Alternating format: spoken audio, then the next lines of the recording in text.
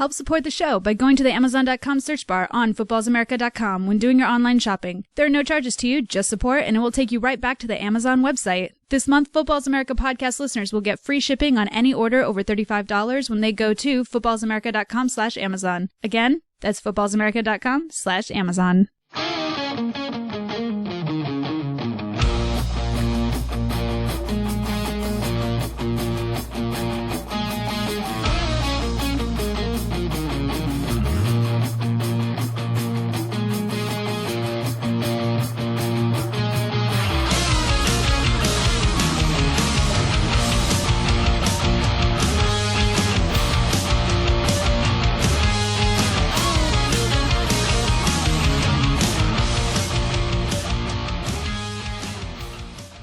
Hello, everybody, and welcome to Football is America with Ron and Keil. I'm Ron, and Keil is not with us this evening, so you're stuck with me, and I apologize in advance for that. Today, we are joined by Brian Beversluis, the staff writer extraordinaire from Cat Scratch Reader, the one and only SB Nation team and blog site for the ever-resilient Carolina Panthers. We have Brian here today to discuss the Panthers, their 2014 season, some off-season news, and what to look forward to in 2015. Brian, thank you so much for joining us. How are you this fine evening? I'm doing great. How about yourself? Just fine. It's hot here. I wish it was hot here. So thank you so much for joining us. Tell us, how did you become a Panthers fan? I became a Panthers fan because I was born in Morristown, Tennessee. I live in Lancaster, Pennsylvania now, so I've done a lot of traveling over my life. But while I lived in Tennessee and Louisville, Kentucky, we would go visit my grandparents who lived in Raleigh, who lived in North Carolina. They lived on Topsail Island, for any of our Panthers fans who are listening. And my grandpa was a Panthers fan. He had been a Jets fan for a long time, which I'm glad he's no longer alive to see how they are now. Yeah, that'd be rough. It's just, it hasn't gotten any better. Oh, I'm sure, yeah. And one day I walked downstairs. I wasn't a huge football fan growing up. I don't know what it was. I just never got into it until I started watching the Panthers. So one day I walked downstairs and my grandpa was watching a Panthers game. To be completely honest, I don't remember who they were playing or what year it was or anything like that. But I was watching, and to be honest with you, I liked the colors. I liked their jersey colors. They were wearing their home jerseys at the time. And I watched the whole game with my grandpa, and I said, I think I'm going to start watching this team. I think I like watching them play. My grandpa said, oh, really? He's like, are you going to stay a fan? I was like, yeah. And he took his Panthers hat and put it on my head and said, you need to stay a fan for me. So ever since that day, I've been watching the Panthers religiously. And I got involved with Cat Scratch Reader about 2 years ago when I had actually just recently discovered the website and had followed him there. For anybody who's familiar with SB Nation sites, a lot of them are run by actual fans, and fans typically can bring a better perspective to a team because those national sports writers, the great work they do, they cover every NFL team, so I'm sure it's difficult for them to focus in on those key small details of every single team. So when I started reading the Cat Scratch Reader, I saw very good in-depth analysis from a lot of Panthers fans and a lot of passion, and I enjoyed it. And one day they put up a post saying they needed writers, so I threw my hat into the ring and said I'd like to join, and they decided to keep me on board for all this time. It's always interesting to hear everybody's stories about how they became a fan, because some people, it's just, I stumbled upon the team one day and I really liked them. Like you said, you like the colors, and some people are like, I was born, and the first thing that they did was put a jersey on me and said, you are now a fan, there you go. And it's just been that way forever. So I would have been a Giants fan if that happened. Oh, yeah. Well, I mean, at least you would have more recent success, but that's true. That's very true. Give us your strongest memory, good or bad. Tell us what is the moment that you can say that is the thing that will always stick with me forever. Well, I think the moment that will stick with me forever, because to be honest with you, like when it was 2003 when they were in the Super Bowl, and I was in grade school, and I followed along and I rooted for them, but I didn't know jack crap about the team. And so for all of that, it didn't really stick with me in memory, even them losing the Super Bowl, though obviously looking back it sucked. But at the time I was young and I wasn't really, super, super into the team at the time, at least to the degree I am now. I guess the moment that I would consider to be the defining moment as a Panthers fan is probably one that a lot of Panthers fans wouldn't really think of. But week 1 of the 2007 season, the season where they went 12-4, got the first round bye, and then just got absolutely demolished in the playoffs by the Cardinals. The first game of the season, they played the Chargers, and this was without Steve Smith, who had, much to the chagrin of many Panthers fans, decided to punch Ken Lucas in the face and break his nose. So he was suspended for a couple games there. They had to go in and play the San Diego Chargers in San Diego and open the season. I remember that game because the Panthers, it had been a very close game almost the entire game. And at the very end, there was very little time on the clock, and there was I believe Jake Delhomme had all of 1 or 2 timeouts to work with. He was able to drive the Panthers down the field, and with about, I would say, 6 seconds left, he had to find a way to score a touchdown from pretty far out of the end zone. And I remember watching that, and I actually left the room because for whatever reason, the Panthers seemed to always do really crappy at that time if I was watching the game. I worked in retail, and if I wasn't watching the game, they usually won. If I was watching the game, they usually didn't. So I walked out of the room, and I hear my dad and my brother both just start screaming so loud. My neighbors even heard it. I walk back in the room, and I see that Jake Delhomme had done a pump fake, which even threw off the cameraman. That was how well he did that. And then he throws a pass to the back of the end zone, and 2 players from the Chargers had a chance to make a play on the ball, and it went just over their fingertips. And in the back of the end zone, Dante Rosario goes up and catches it for a touchdown, and the Panthers win with no time left on the clock. And that was an insane moment. The whole keep pounding mantra that the Panthers follow, that really defined it for me. Just watching the Panthers keep pounding until the very end and get that win out of nowhere. It's always great to hear people talk about Jake Delhomme, because that's one of the players that I always have on my list as somebody who was undervalued. I mean, after he left, the team struggled quite a bit.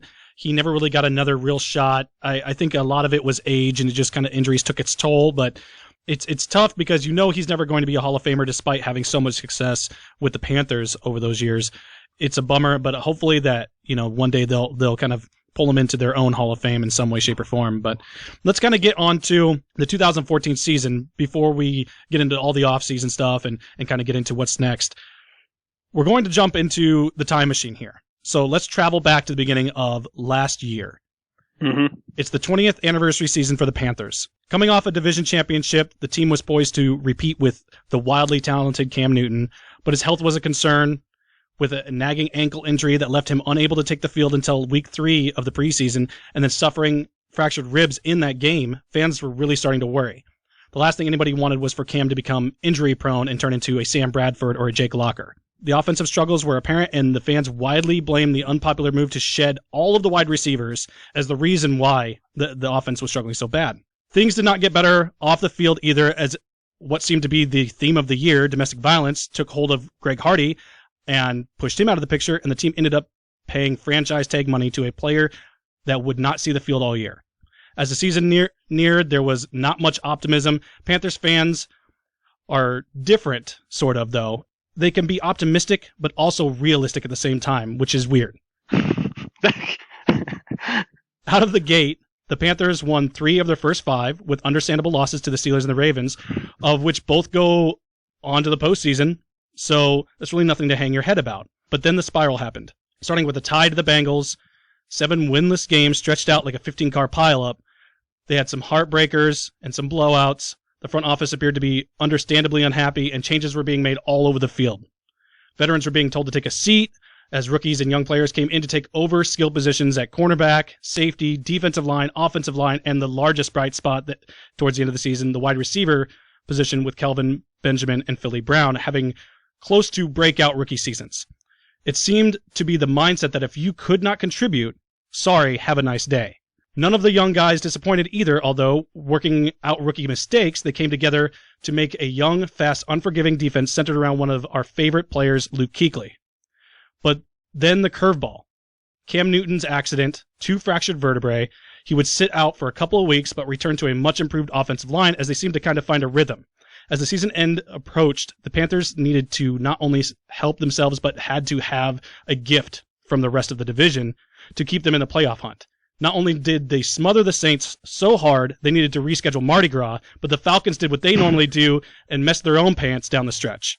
The Panthers were handed their second division title, the first team in that division to go back-to-back, and the successful failure that was the 2014 Panthers headed off to the postseason to beat a heavily diminished Cardinals team that was expected to lose anyway.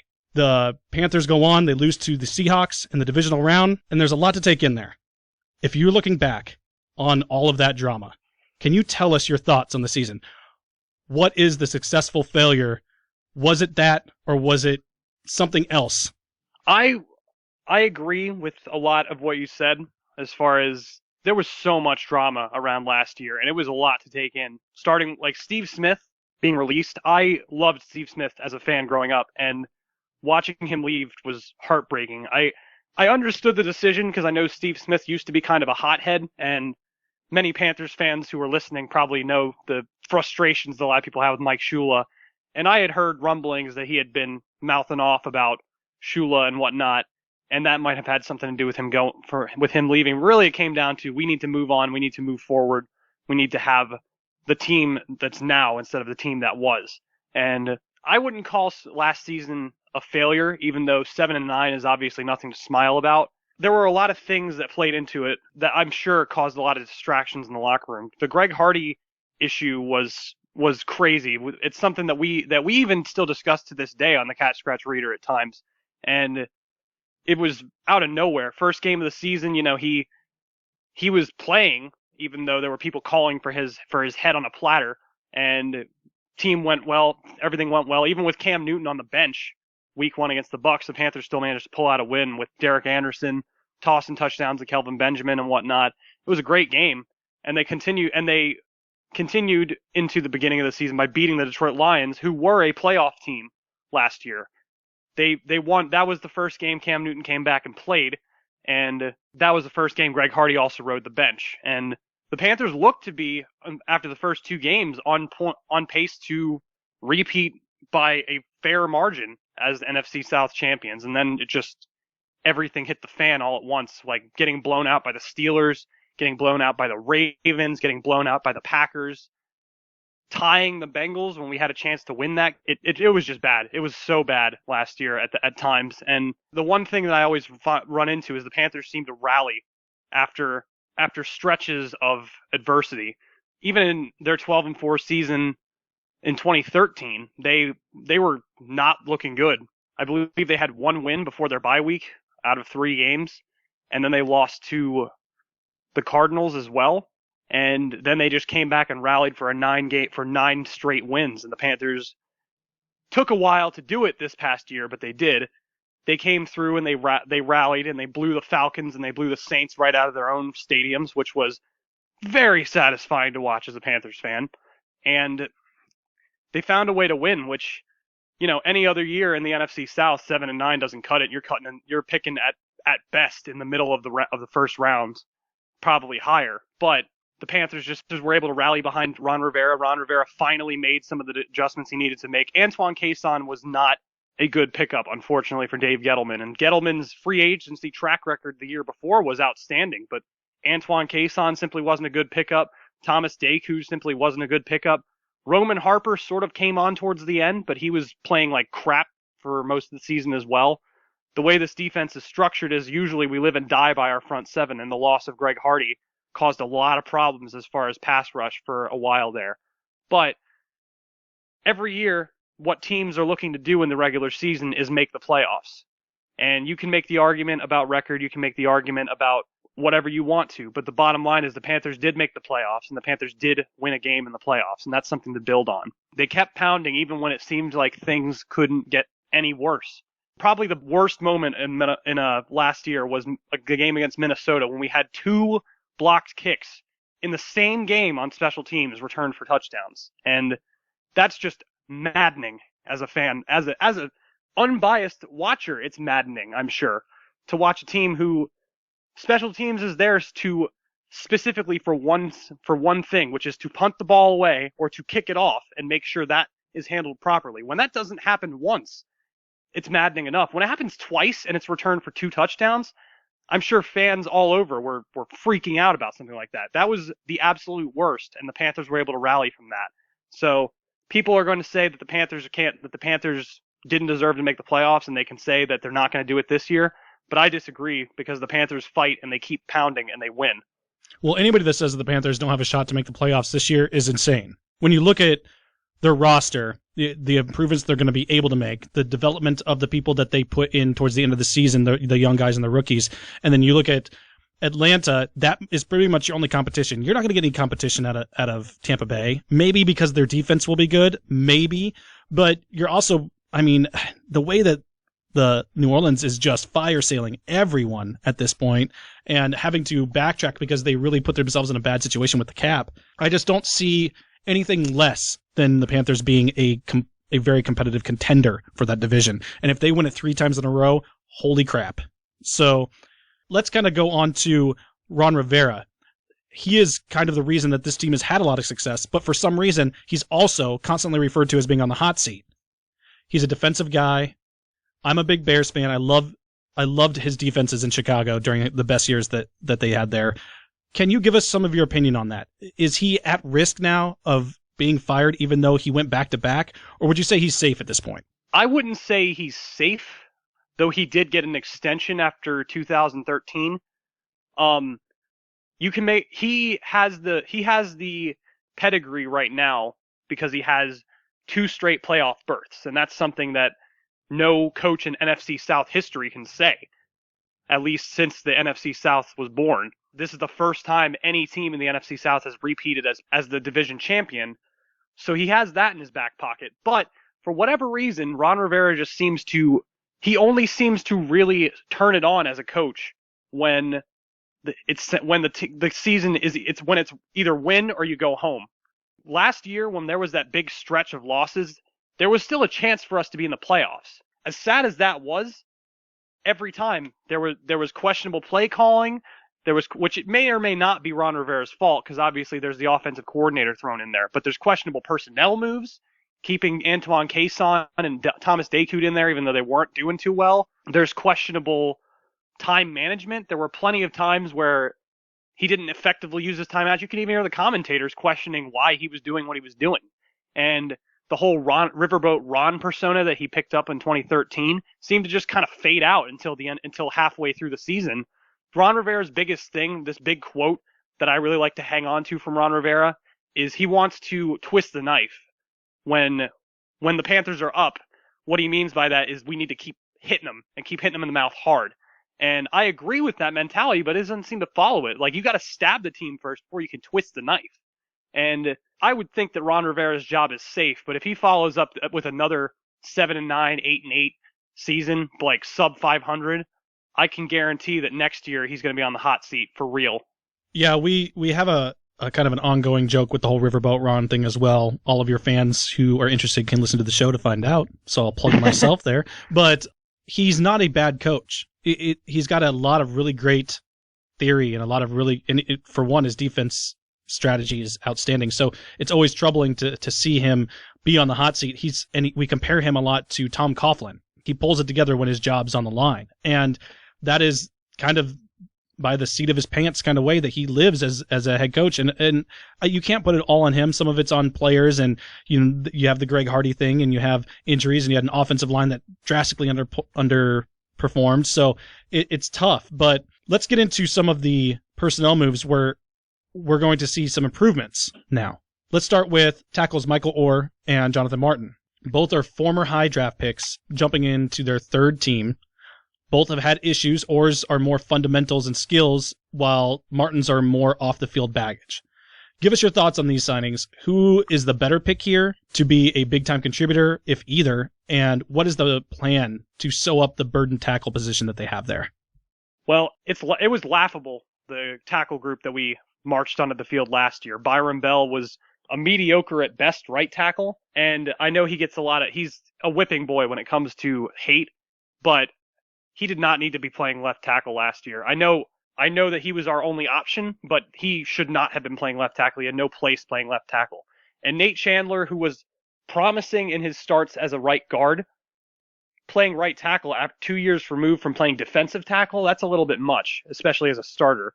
So this year's group, I'm very excited to see at least players who have some kind of history at the position who were drafted for a reason. Like, there's always there's people who are going to call them busts and whatnot, but there was a reason why a GM decided to burn a high draft pick on those two players.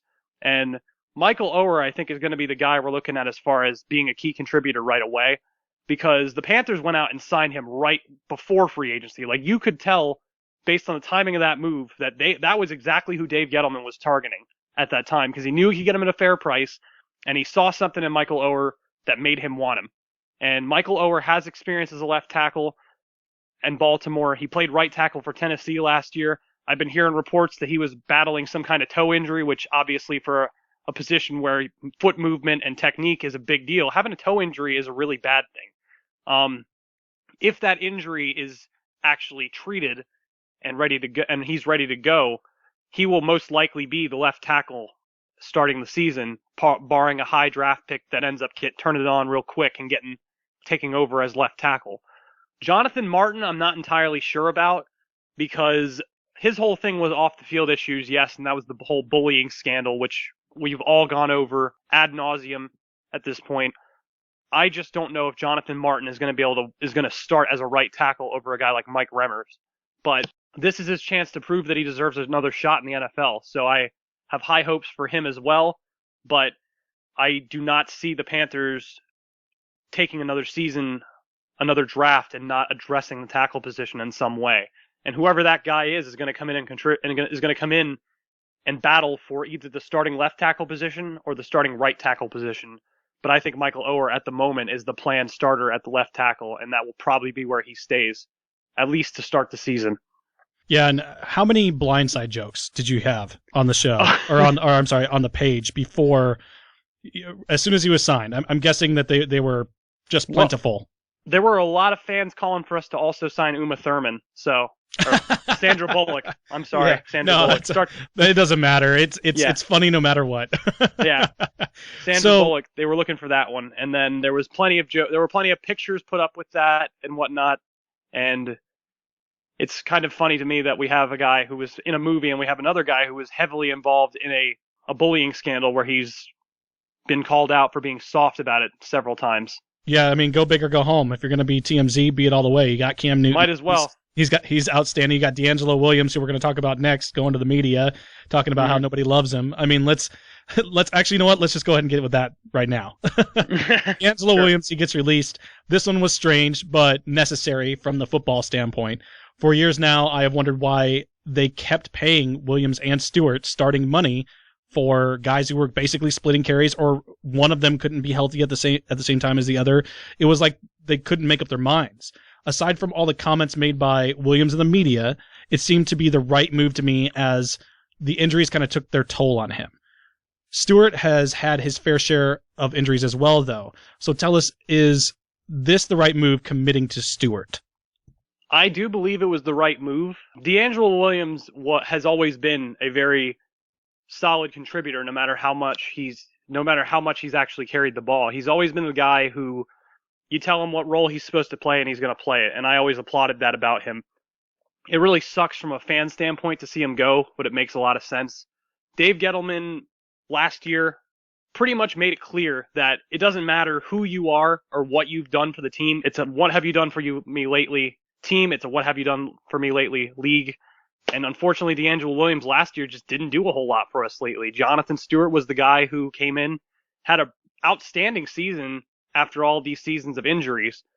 While I would say it's not outside of the realm of possibility to see the Panthers take a running back in the draft, possibly one in the first round, I would say that this was the right move to get D'Angelo Williams out of there when Fozzie Whitaker, who's making not nearly the amount of money that D'Angelo Williams was making, is going to be doing the same thing, and he was doing it pretty damn well at the end of the season. We constantly went over how D'Angelo Williams needed to be gone. He was best served going to a team where he could play a rotation. Like, to be honest, his best pickup could have been as if he could have gotten kind of brought into the Patriots. I mean, he could have went in there and immediately filled that, Kevin Falk type role there.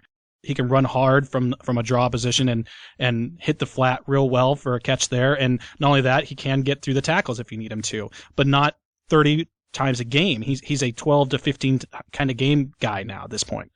So let's get on to Jarrett Boykin. he comes to the Panthers from Green Bay, where they have arguably the best talent evaluators in the NFL. So there is some worry there, as they would not let him go if he was considered even marginally worth the roster spot. Let me tell you, as a Bears fan, though, there is nothing skill-wise to worry about that guy. I think of it as more of an issue where he just couldn't be on the same page with Rodgers than his talent level wasn't there. So what are your thoughts on the signing? Is this a prove-it deal for him, or is there a specific role they're trying to fill with him there? I think ultimately what it came down to was Dave Gettleman is the kind of guy who he does not commit to free agents. Like, this is the first year where he really signed any of his free agents to multi-year deals, aside from, I believe it was like Chase Blackburn a couple years ago. Dave Gettleman just doesn't really invest in free agents. He gives them 1 year to 2 year deals as veterans. Veteran minimums typically are very small. They're his mercenaries, is what they are. And I think the big thing with Boykin is simply that he was buried on the depth chart in Green Bay. They had Devontae Adams there, who stepped in as well. That was pretty much his role the year before, is what Devontae Adams was doing this year. I think Jarrett Boykin is going to be a good contributor for the Panthers, but I don't know where he's going to fit in just yet. Jericho Cotchery seemed to be on the same page with Cam Newton last year. There were a couple times where Cam Newton hit him on routes where a couple inches here or there, that might have been an interception. And as far as the slot receiver role goes, I think Philly Brown pretty much has that one locked up right now, barring a draft pick of a slot guy. But Jarrett Boykin has the opportunity to come in and prove that he's worth a better deal. Because the Panthers currently have like 4 number 3 receivers on the roster, like 3 wide receiver 3s. There's no second wide receiver on the roster, though. There's no guy where you say, okay, here's Kelvin Benjamin, here's this guy, and then here's, say, Philly Brown. There's no guy in the middle there. So Boykin has the potential to step into that spot. I'm sure that Dave Gettleman would love to see that, but I'm just not sure where he's going to fit in right now at the moment, because the Panthers have a lot of receivers on roster who are all vying for that spot. Yeah, and there's still quite a bit of free agents out there that you could still go out and get. Greg Jennings obviously comes to mind, and I think he's one where he left Green Bay and went to Minnesota and just couldn't get, the quarterback play that he needed, honestly, and the system needed to be a big time contributor there. Is there anybody free agent wise you think that they could fill with that number 2 spot? At this point in time, my pick would have been Michael Crabtree, but he went to the Raiders. I think it was earlier today. Hilariously, he did, by the way. Yes, I found that to be quite funny, but he could seriously be a good contributor there with Carr. So that's one to watch. I would say the only person who could potentially step in right now from the free agency standpoint and be a wide receiver 2 for the Panthers is Greg Jennings. And I really doubt he's going to come to Carolina, to be honest with you. Now that we've kind of gone over all of those guys, and we've gone through the heavier talking points of the offseason, tell me what we've missed here, or what I've missed, because, I don't know everything about the Panthers. I can't. It's impossible. My brain just isn't big enough. Who are the breakout players to watch here? I know you guys have guys like Teddy Williams and the new arrival Kurt Coleman on the defense to keep people's eyes on. But are they really prepped to be contributors on defense, or who else should we be watching for? Well, on defense, I would say Kurt Coleman might actually have the potential to come in and play a number of snaps for the Panthers. Trey Boston is really the only guy I can look at and say that's our free safety. But even then, he's still he's a 1 year player at this point. And the only reason he really played free safety last year is because Thomas Deku was so terrible that we had to put somebody else out there. Roman Harper played well down the stretch at the end of the year, but he was pretty terrible to begin with. Kurt Coleman has experience at both positions, and he's young. He has somewhere to go in the NFL, where Roman Harper's on the downslide of his career. So Kurt Coleman's definitely a guy to watch. Teddy Williams, if he sees the field on defense, that's because the Panthers have everybody on IR. That's how I'm going to put that. I would say the biggest one I'd probably be looking at is Charles Tillman. That guy is a turnover machine, and I'm praying to God that he doesn't have another tricep injury, but he seems to be, according to him, feeling pretty damn good about playing. And for Charles Tillman, I would say he's probably going to step in and at the very least be the outside corner on nickel formations, which is something Carolina does a lot. They got Josh Norman and Ben Wickery, who usually start at cornerback. But in nickel formations, which is something they run a lot, especially in the NFC South, which is so pass heavy because nobody seems to be able to run the ball all that effectively other than Mark Ingram there. Charles Tillman should at least be starting out on the outside in those formations, and he will have a chance to really wreck shop with the pass rush that Carolina brings to the table. Yeah, we're talking about Charles Tillman. That was actually the last guy I want to talk about here. Charles Tillman is one of my favorite players of all time. My wife actually got to see and talk to him a couple of years ago when she was stationed in Great Lakes with the Navy. During a training camp session, she went up there just to get a football signed for me, and which he happily did. He's a great leader, great locker room influence, and he talked to her for a little bit. Incredibly tough cornerback and a very hard worker. He heads back, obviously, to reunite with Ron Rivera, where he had his best seasons, and kind of that's where they coined him Peanut. So I hope that he's better. I really do. I hope that he comes back to Chicago to retire. I hope that you're just renting him. But most likely, yeah. But the fear that I had with him was that after he came back this last year from that triceps injury, he said, "I feel great. There's no problem. There's no pain. I'm doing awesome." And then 2 weeks in, we have a triceps injury. Now, we did get Keil Fuller, who ended up being a breakout rookie for us. So it wasn't as big of a loss.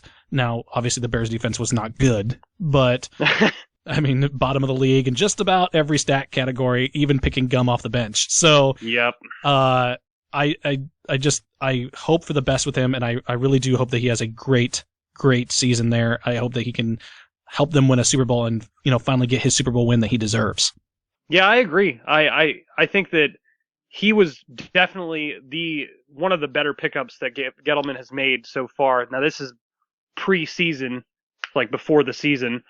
It's interesting to see. I'm very curious to see what kind of impact he has on the very young secondary that we have.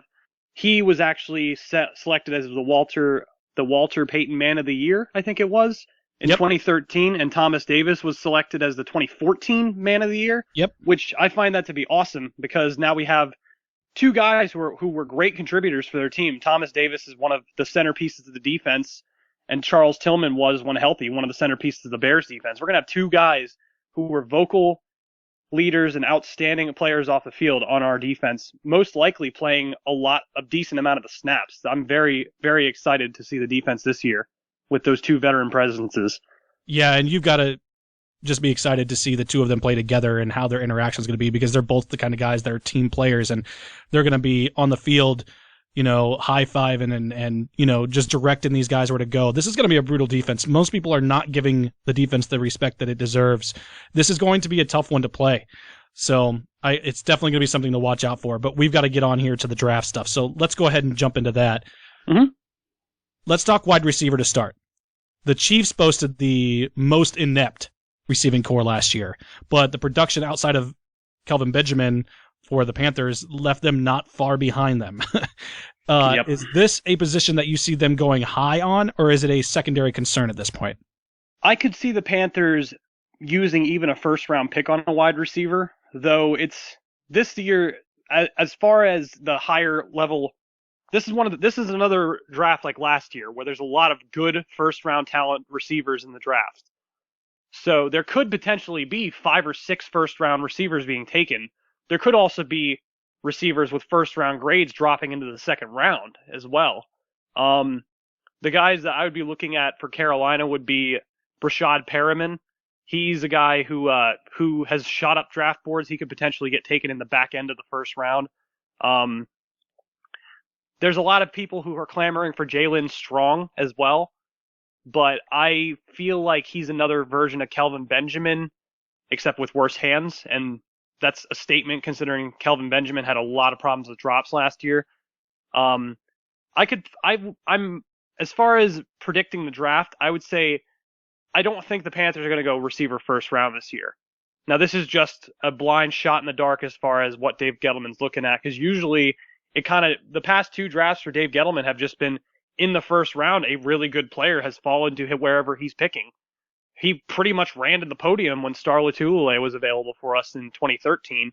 And the 2014 draft, Kelvin Benjamin was there, And as he said in his classic accent, you can't teach 6'6", 240. So it's possible one of the top 3 or 4 receivers ends up falling to Carolina at the 25th pick, and they're just too good to pass up. But if they don't do that, there's plenty of good talent in the 2nd and 3rd rounds, and they're looking for that number 2 receiver or that slot burner who can stretch the field there.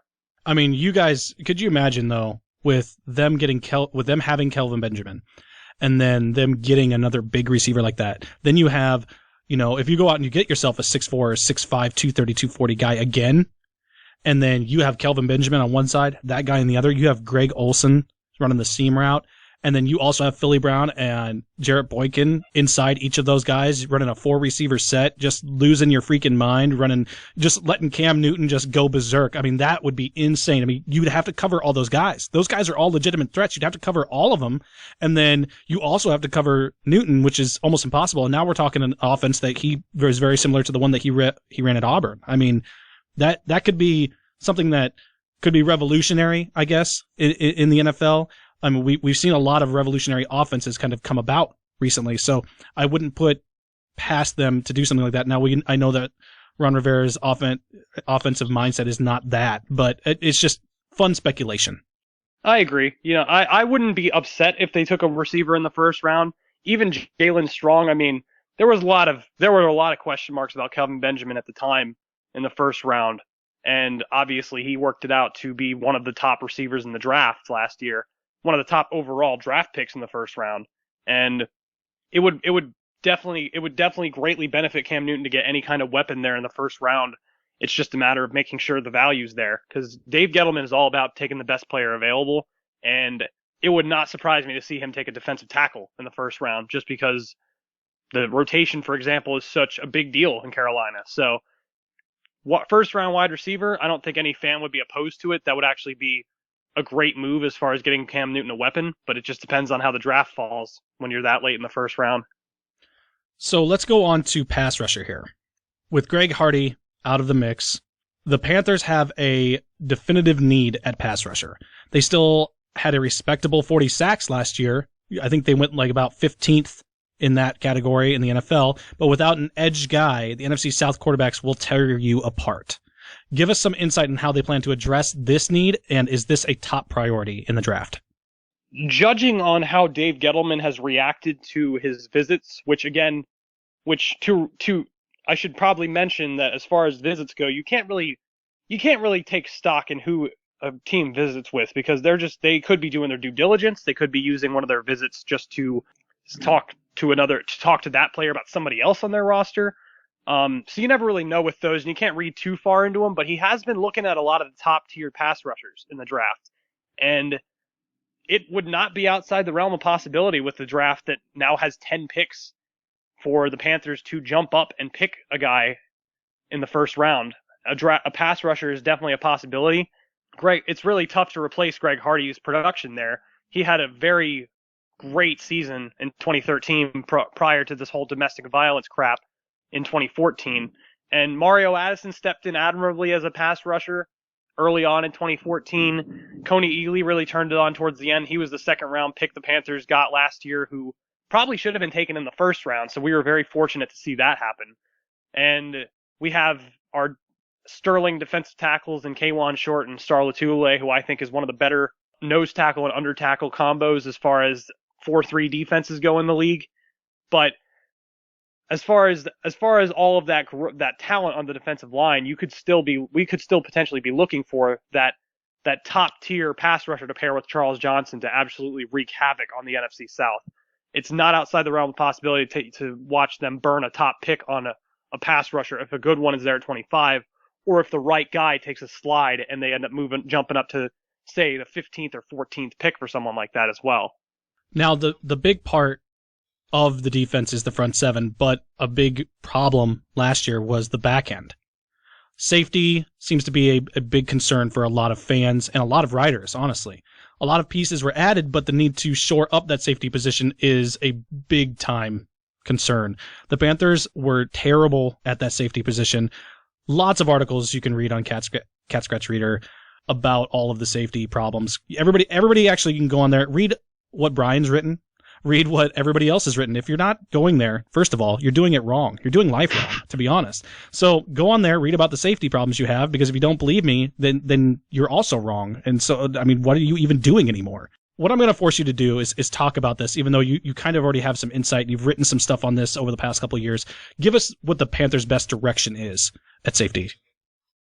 Right now, I would say Trey Boston as the free safety is probably a solid start. He's probably going to be the starter as the season begins because he played pretty well towards the end of the season. The only real black mark on his record is against Seattle, and he's a rookie. It happens. Unfortunately, it had to happen in the playoffs, but he had a few miscues there that caused the Seattle to score some touchdowns. I would say he's probably locked in right now as a starter at free safety, barring a really good pickup in the draft at free safety that happens to just step in and electrify right away. The Panthers need to find a strong safety, a guy who can knock people out and enforce over the middle of the field. They haven't had somebody like that since Mike Mitchell for 1 year, and then Chris Harris, which, as a Bears fan, you might remember Chris Harris and his otherworldly hits that he used to deliver. Yeah, but that type of play is gone now. That type of play is gone because of the way the NFL is structured. So I do agree that, you know, the big hits from the safety position are less likely to happen. They still need a guy who can punish in the run game as well from the strong safety position, and they need a guy who can play. They also could use having a player who could play the single high position so they can drop a safety in the box. The Panthers really liked last year when they had, or in 2013 when they had Charles Godfrey, Mike Mitchell, and Quentin Michael. They really liked to play the single high safety position where they had one safety roaming over the middle of the field and play a guy in the box. You've seen Seattle do it with Earl Thomas and Cam Chancellor. That's something that it's clear that Dave Gettleman wants to be able to do, but they haven't had the personnel to do so. I could see them going for a guy later in the draft who could start at strong safety or who could play a big nickel package as the inside guy. They need a guy who can play in the box and make tackles and play at the line of scrimmage. And it remains to be seen whether Trey Boston can play the single high position. But at the moment, they definitely need to find an answer at strong safety. That's the big one as far as safety goes. I'm telling you right now, if you guys convert Charles Tillman to safety to lay the heat down on players, especially those coming across the middle on slant routes and stuff like that and drag routes, I am going to lose my because the Bears have been trying to convert him to safety for years, and he refused to do it. So if the Panthers do it, and Ron Rivera does it, I'm going all the way to Carolina just to slap somebody in the face. It's going to happen. All right? So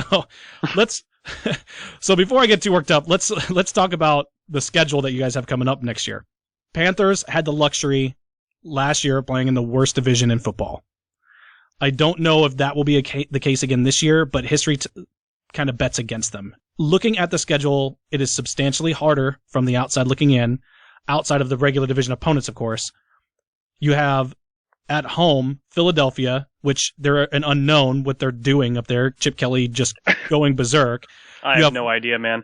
You have Washington, who is going to improve on the defensive side of the ball. They've made a lot of moves to do so.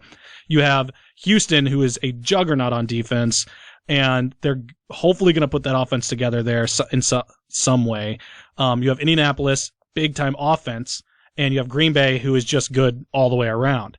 So that's a tough home schedule. A little bit easier on the road. You get Dallas on the road. That's tough because they don't lose on the road a ton. You get the Giants, though, who are pretty terrible on the road. You get Jacksonville, who are still struggling and rebuilding, and they're going to be bad on the road, too. And you get Tennessee, who are just all sorts of messed up, no matter where they're playing. I mean, even on Mars, I think they're messed up. So it doesn't matter. But you do have Seattle on the road, and that's going to be a tough one. And that kind of seems to be like the rivalry game that's been going on. You guys have played them the last couple of years, so a little more favorable on the road there. But looking at the teams in the mix, how do they stack up? And what is the realistic expectation of the Panthers next year? Well, last year, people could have made the argument that the schedule was easier, but the Panthers did end up playing against that AFC division with the Steelers and Baltimore and Cincinnati and the Browns, who all at one point were leading that division and all were fighting for playoff spots. I believe 3 of those 4 teams made the playoffs. Yep. And looking at the season before that, you would have thought, oh, well, those are easier games because a lot of those teams were fighting for 500 the year before that. It's tough to look. To me, I always kind of reserve judgment of a team until after the draft and everything is completed. But I will say that this schedule is definitely brutal.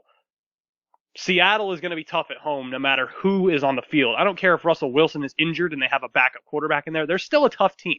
And I would love to see Carolina go in there and beat Seattle because we are going on, I believe, the fourth loss in a row to Seattle that have all been very close games. The playoff game, looking at the final score, it doesn't look close, but the most of that game, that was very, very close throughout the entire game. It was usually a one-score game throughout the entire playoff game. That was in Seattle, no less. The Packers blew us out of our own stadium last year, which was brutal. And as far as everybody else on that schedule, it's definitely going to be tough. But I would say if the Panthers are going to look to make the playoffs, they got to get over 500 this year. I would say for them to make the playoffs, they're going to need to win at least 11 games in my mind. Because someone in the division is going to build up with that high draft pick. Whether the Bucs come out and light stuff up with Jameis Winston or whatever crappy quarterback they decide to take, which I highly doubt either one of them is going to help them get a winning record this year. Whether it's the Falcons, if they land a pass rusher who comes on right away and helps their defense get up there, they got some strong corners there. They just got to get a pass rush out in front of them. Whether it's the Saints, who you can any given year, Drew Brees can lead them to the playoffs because he's Drew freaking Brees. As much as I hate the guy, he's a good quarterback. And I would say 11 wins is going to be what they'd be looking at to make the playoffs. But I would argue that the realistic expectation of the Panthers is going to be 9 wins this year. When you're looking at what they've done in the past and what they have to do this year, there's definitely lined up to do better this year, especially against the tougher defenses. And hopefully they use the draft to really sew up any issues they have on the offensive line and any receiver concerns that they have. I mean, you don't have as many holes as you think there on the team. So thank you so much for coming on here and really breaking down the Panthers. What I want to do at this point is turn it over to you. I want you to plug anything you want to plug. Your Twitter, your handler on the website, anything upcoming that anybody needs to know about, anything at all. I mean, if you have a paperclip business you want to plug, that's cool too. I'm down with whatever. I mean, this is an open forum for you to do whatever you want to do within reason. I can't sit on here for about another half an hour while you start reading The Great Gatsby to me, but I do want you to have a little bit of a moment for yourself. Well, thank you for having me on your podcast. I always enjoy coming on and talking about the Panthers, and you guys seem to know your stuff. So I appreciated doing this. We try, even though sometimes we are idiots. So. Well, this time I think we all did well as far as not making idiots of ourselves, so that's good. I'm really excited for this next season coming up because there's a lot. This is probably the first season in a while where the Panthers roster didn't really digress a whole lot, if at all, from the season before. So I would expect improvement, and I'm really excited for that. And thank you to any Panthers listener who's listening here. I really appreciate it. I put a lot of time. I put a lot of time and effort into this, and I always love the return that I get from the fans of mine that follow me on Twitter. There's very few of you as there are. So if you'd like to follow me on Twitter, if you didn't think I was a total idiot talking to these guys, my Twitter handle is just straight Brian Beversluis. It's my full name, all lowercase. Beversluis is kind of a doozy, so it's Beversluis. If you guys here at the podcast or anybody else listening wants to check out my upcoming work, I will be doing a piece here soon. I did kind of a series sort of last year, and I wanted to redo it this year. It's called Mocking the Depth. I'm going to take a look at every positional group on the team right now and where it stands and who was going to be starting, because there's still a lot of uncertainties as far as who's actually going to start at certain positions. So I'm going to take a look at it pre-draft and post-draft. Also, as far as scouting goes, I typically I will actually take a look at the film on players once they've been drafted by the Panthers. I did a piece on Ben Wickery last year, because to be honest, I didn't know who the heck he was when they drafted him. And I did a piece on Trey Boston as well. I didn't know a whole lot about him, so I just watched some film and shared my thoughts with everybody. A guy on Bleacher Report decided to call me out about Ben Wickery because he disagreed with my evaluation of him after the Panthers front office was praising the guy. after training camp. So feel free to take a look at that and, keep an eye out for my work. These guys are great here at the podcast, so I hope you guys continue to listen to them even after I'm not on here anymore. So yeah, it's gonna be slow moving now for sure. I know. Well, you guys feel free to have me on whenever you want. Absolutely. I enjoyed this. Yeah. Yeah, we definitely will be getting you back here. Draft's going to be happening, and we'll get you on for probably about a 10 or 15-minute draft piece not too long after the draft, hopefully. The goal is to at least get, if nothing else, at the very least, some work readouts or an email or something kind of breaking down the picks. But sure. Our goal is to get somebody actually live on. And this thing we did this year with bringing everybody on from SB Nation to talk about every individual team, it's been taxing, so I don't think that's the route we're going to go again next year, but we'll definitely be looking into having those that came on and were super into it. We're going to be having them back in some fashion, whether it be to talk about drafts or the free agent wrap-ups next year, and kind of giving us, the rundown of how you foresee postseason playing out, how you see the team doing at bye weeks. It might be something we're bringing on during your bye week, so you can talk to us about, how they've done so far and stuff like that. So usually with the Panthers, they struggle up until the bye week. I don't know what it is about Ron Rivera, but before the bye week, they're usually pretty freaking atrocious, and then after the bye week, they'll find a way to pull it out and get a streak going. So, well, that's Ron Rivera's MO. Is everybody talks about how he's going to get fired up to the bye week, and then after the bye week, he's just like, all right, fine, I won't get fired. I'll try not to be super sarcastic then if you guys bring me on before the bye week. Right.